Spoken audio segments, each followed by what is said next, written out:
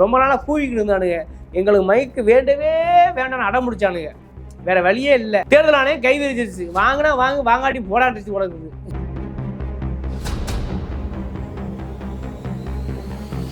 திரும்ப திரும்ப சொல்றேன், ஆடியோவிலே அழிஞ்சு வர கட்சி, ஆடியோ நாள் லீக்கான ஆடியோவால் அந்த என்ன பேசுகிறார்களோ அதன் வழியாக அழிஞ்சு வர கட்சி நாம் தமிழ் என்பதற்கு உதாரணம். இன்னைக்கு மைக் சின்னத்தை அறிமுகப்படுத்துற மேடையில் பின்னாடி ஒரு தம்பி என்ன பண்ண தெரியுமா?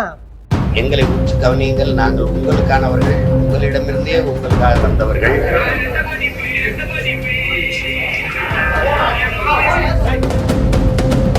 பகீர் தகவல்கள் பல்வேறு தகவல் வெளியாகி கொடுக்கின்றன. குறிப்பாக திரு சூர்யா அவர்கள் பல்வேறு சேனல்களில் பேசிட்டு இருக்கும்போது அவர் என்ன சொல்றாருனாக்க, கிட்டத்தட்ட 40-50 கோடிக்கு மேல் சீமான் கள்ளக்கடத்தில் வந்த பணங்கள்லாம் பெற்று உள்ளார் என்ற தகவல்லாம் சொல்றாரு. சீமானுக்கு வருது குறைஞ்சது எவ்வளவு தெரியுமா வாங்கியிருக்கிறாரு? 45 ரூபாயில இருந்து 50 கோடி ரூபாய்க்கு குறையாம இப்படியும் பேசுறாங்க. மைக் எங்களுடைய உரிமையாச்சு, மைக் உங்க உரிமை பொருளாக போகுது, மைக்கை வச்சுதான் நீங்க ஓட்டு கேட்கறீங்க, இப்பெல்லாம் பேசுறாங்க. இப்ப மைக் சின்ன பையரு, மத்தவனுக்கெல்லாம் பியரு.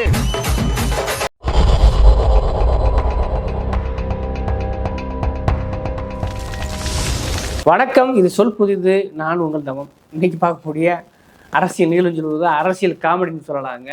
சில நேரம் இயற்கை எல்லா நேரத்துக்கும் ஒரு சிம்டம்ஸ்க்குன்னு சொல்லுவாங்க. அது மாதிரி தான் இன்னைக்கு ஒரு சமாச்சாரம் வந்திருக்கிறது. குறிப்பாக ஒரு 4-5 நாட்களே பார்த்தீங்கன்னாக்க நாம் தமிழர் கட்சி அல்லோலப்பட்டிருக்கிறது. குறிப்பாக திரும்ப திரும்ப சொல்ல வேண்டுமானால், ஆடியோவிலேயே அழிஞ்சு போன கட்சி எதுன்னா அது நாம் தமிழர், வீடியோவிலேயே அது ஒளிஞ்சு போன கட்சி எதுன்னு சொன்னால் அது பிஜேபி. இந்த 2 கட்சிகளுக்கும் மகா பெரிய ஒற்றுமையில் இருக்கிறது.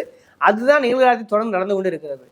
வழக்கம் போல அந்த ஆடியோவிலே ஒளிஞ்சு போன கட்சி பகீர் தகவல்கள் பல்வேறு தகவல் வெளியாகி கொடுக்கின்றன. குறிப்பாக திரு சூர்யா அவர்கள் பல்வேறு சேனல்களில் பேசிட்டு இருக்கும்போது அவர் என்ன சொல்றாருனாக்க, கிட்டத்தட்ட 40-50 கோடிக்கு மேல் சீமான் கள்ளக்கடத்தில் வந்த பணங்கள்லாம் பெற்று உள்ளார் என்ற தகவல்லாம் சொல்றாரு. இதெல்லாம் பயங்கரமான தகவலாக இருக்குது, பகீர் தகவலாக இருக்கிறது. ஏனென்றால் நாம் தமிழர், நாமே தமிழர், நாம் தான் மாற்று, வேறு யாரு அப்படின்லாம் பல வாய் செவலாடி கொண்டே சீமான் இவ்வளவு தில்லாலங்கடி வேலையெல்லாம் பார்க்குறாராங்கிற விஷயம் அம்பலப்பட்டுருது. சமீபத்தில் பார்த்துருப்பீங்க, சாட்டை துறைமுறை வீடியோவும் பார்த்துருப்பீங்க. அந்த ஆடியோ எவ்வளவு சர்வசாதாரணம் பேசுகிறான் பாருங்களேன்.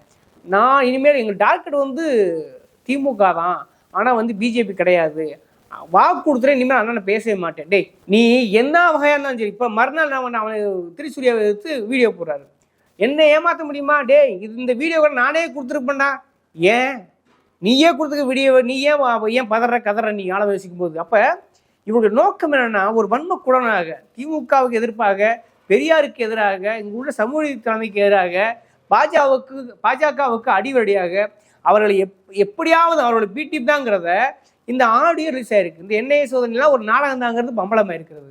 இதில் மிக முக்கியமாக கருத வேண்டிய விஷயம் என்னன்னாக்க, ரொம்ப நாளாக கூவிக்கிட்டு இருந்தானுங்க. எங்களுக்கு மைக்கு வேண்டவே வேண்டாம்னு அடம் முடிச்சானுங்க. வேற வழியே இல்லை. தேர்தல் ஆணையம் கை விரிச்சிருச்சு. வாங்கினா வாங்க, வாங்காட்டி போடாண்டுச்சு உலகுது. இன்னைக்கு என்னன்னு பார்த்தா, இன்னைக்கு சீமான் அறிவிச்சிருக்கார், மைக் சின்னத்தை அறிவிச்சிருக்கார். மைக்கு மிக அருமையான, உங்களை கலாய்ப்பதற்கு, உங்களை கலாய் தழுவதற்கு, ஒரு காமெடி பீஸாக இருக்கு, நல்லா மீம்ஸாவதற்கு, உங்கள் வாய்ச்சொல் வீரருக்கு, வாய் சவடால் அடித்தவர்களுக்கு, வாயில் வடை சுட்டவர்களுக்கு மைக் சின்னம் என்பது ரொம்ப ரொம்ப ரொம்ப பொருத்தமானது. ஆக ஏதோ ஒரு வழியில், வேற வழி இல்லை மானே. அன்னைக்கு சொல்றாங்க பாருங்க, ஒரு விஷயம் நான் தீர்க்கதரமாக ஒன்று சொல்றேன், தொலைநோக்கு சொல்றேன். மைக்கு வேண்டாம் வேண்டாம் வேண்டாம் நினைங்க.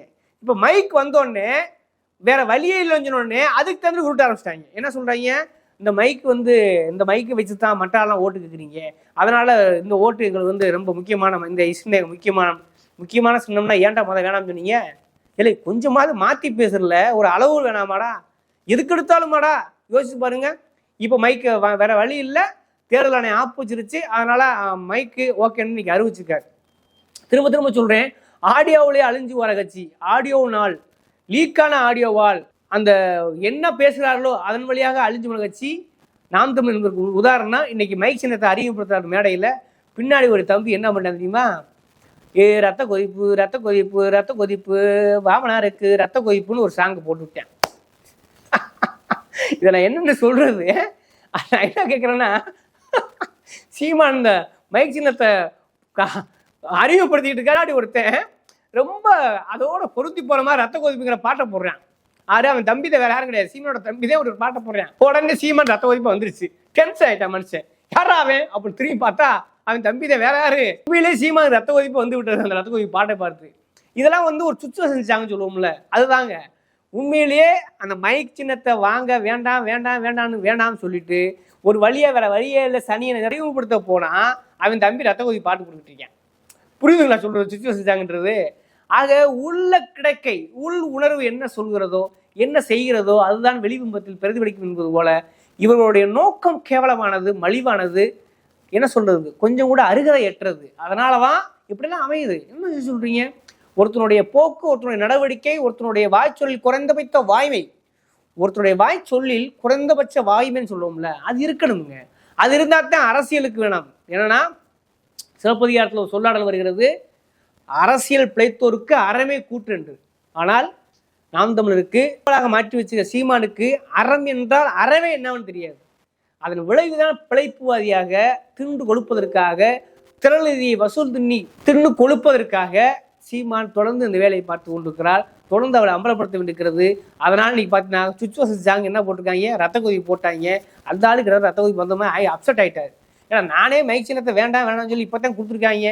அதை கொண்டு கொடுக்கும்போது இப்படி ரத்த கொதி பாட்டு போடணும்னு நான் என்ன சொல்றேன்னாக்க, நாம் தமிழ் தம்பியில இவர் எப்படி வளர்த்துக்கான்னு பாருங்க. மேலோட்டமான ஒரு அரசியல், நுனிப்புள் அரசியல், தமிழ் தேசியங்கிற போர்வையில் பிழைப்புவாத அரசியல். அதனாலதான் அப்படி ஒரு ஜென்மத்தை தன் தம்பியை வளர்த்து வச்சிருக்காரு சீமான். இப்படித்தான் பாட்டு போறானுங்க. ஆக இவர்கள் எப்படிலாம் அம்பலப்படுறாரு பாருங்க. இதுதான் சரியான சந்தர்ப்பம். இதோட இந்த 2024 மக்களவைத் தேர்தலோட சீமானோட சோழி முடிஞ்சிச்சு. 2024 நினைச்சோட பார்க்க முடியாது. நிச்சயமாக சொல்கிறேன், 6% கீழ் தான் ஓட்டு வாங்க வாய்ப்பு இருக்கிறது. அவ்வளவு டேமேஜ் ஆயிருச்சு. அவ்வளவு உண்மையாக இருந்தவர்கள்லாம் வெளியேறி விட்டார்கள். கூட இருப்பவர்கள் பிழைப்புவாதிகள். அப்புறம் பார்த்தீங்கன்னா 4ஆம் கட்டம் 5ஆம் கட்டத்துக்கு போடுறான் தற்குறி தம்பிகள், சிந்தனை மலடுகள். அவர்களை சொல்லப்பட்ட அவசியமே இல்லை. அவர் எந்த காலத்தையும் சிந்திக்க போவதில்லை, சிந்திச்சு முன்னேறப் போவதில்லை, தான் தலைவன் பேச உண்மையா பொய்யா என்று கூட சொல்லப்போவதில்லை. ஆக இந்த மைக் சின்னத்தோட இந்த வாய்ச்சவடாலுக்கு இந்த 2024 தேர்தலுங்கிறது முடிவெட்ட போயிருது. நீ என்ன சொல்றாங்க, இப்படியும் பேசுறாங்க, மைக் எங்களுடைய உரிமை ஆயிடுச்சு, மைக் உங்க உரிமை பொருளாக போகுது, மைக்கை வச்சுதான் நீங்க ஓட்டு கேட்குறீங்க, இப்பெல்லாம் பேசுவாங்க. இப்ப தேர்தல் முடிஞ்சோடனே பாருங்க என்ன மாதிரியான வட சொல்ல போறாங்கன்னு. எப்படிலாம் உருட்டாங்க தெரியுமா? எங்களெல்லாம் நாங்கள் நல்ல ஓட்டு வாங்கியிருப்போம், நல்ல வாக்கு வாங்கியிருப்போம். இப்ப சொல்றாங்க. இப்ப என்ன சொல்றாங்கன்னா, சின்னம்டா சின்னம், எங்க அண்ணன் தாண்டா சின்னம்ன்றாங்க, சீமான்னு சின்னம்ன்றாங்க. இப்போ மைக் சின்னத்தையும் நான் அதோடைய அருமை வருமானம் பேசுறாங்கல்ல, எங்களுக்கு எதுவுமே தேவையில்ல ஜெயிச்சுன்றாங்கல்ல. இதே வாய் பாருங்க, இப்போ இந்த காணொலி கூட எடுத்து வச்சுக்கோங்க. இதே வாய் இன்னும் கொஞ்ச நாள் இந்த தேர்தல் தோல்விக்கு பிறகு சொல்லுவாங்க, எங்களை பாஜக முடக்கி விட்டது, திமுக சரி செய்து விட்டது, மைக்கை கொடுத்து எங்களை மடக்கி விட்டார்கள், அதனால் மக்களிடம் இந்த சின்னத்தை நான் கொண்டு செல்ல முடியலை, எங்க அண்ணனை சிதைப்பதற்கு சரி செய்து விட்டார்கள், விவசாய சின்னத்தை கொடுக்காமல் எங்களை முடக்கி விட்டார்கள், விவசாய சின்னத்தின் இல்லாதனால்தான் இந்த ஓட்டு சதவீதம் குறைந்து விட்டது. இதே வாய் இப்படி பேசுவாங்க பாருங்க. வேண்டாம், தேர்தலுக்கு முன் தேர்தலுக்கு பின், விவசாய சின்னத்திற்கு முன் மைக் சின்னத்திற்கு பின் அப்படின்னு நீங்க காலத்தை பிரிச்சுக்கலாம். பாருங்கள், வேண்டுமானால் இதை செய்வார்கள். ஏனென்றால் இவர்கள் வாயை வாடகைக்கு விடுவார்கள், வாயில் சவுடால் பேசுகிறவர்கள், உண்மையான அரசியல் அற்றவர்கள், குறிப்பாக அரசியலில் அறம் என்பது பயன்படுத்த முற்படாதவர்கள். அதனால் இவர்கள் இப்படித்தான் இருப்பார்கள். இன்னைக்கு ஏற்பட்டிருக்க அந்த சீமானுக்கு வந்த ரத்த கொதிப்பு என்பது தேர்தலுக்கு பிறகு ஹார்ட் அட்டாக்கோட மாறலாம். அவருக்கு ஹார்ட் அட்டாக் மாறுதோ இல்லையோ, அவருக்கு என்ன ஜெயிக்கணும் நோக்கம் தானே அவர் ஹார்ட் அட்டாக் மாறப்போகுது. அவர் பிழைப்புவாதியாக இன்று வசூல் தீர்ப்பதாக இந்த முட்டா பசங்க தம்பியில் இருக்கிற வரை அண்ணனுக்கு ஜாலிதான். ஆனால் அவரோட அரசியல் வாழ்க்கை இருக்குல்ல, ஒருபோதும் நினைச்சதை கவுன்சிலர் கூட பாராளுமன்ற வேட்பாளர் கவுன்சிலர் கூட கடைசி வரையும் ஜெயிக்க முடியாது. இந்த மைக்கை அறிவுப்படுத்தும் போது ரத்த கொதிப்பு இந்த பாடல் ஒலிக்கிறது. அவருடைய எதிர்கால அரசியல் அனாதையாக்க போர் என்பதற்கான சரியான பாடல். தொடர்ந்து சீமானை தோல்விப்போம். நன்றி, வணக்கம்.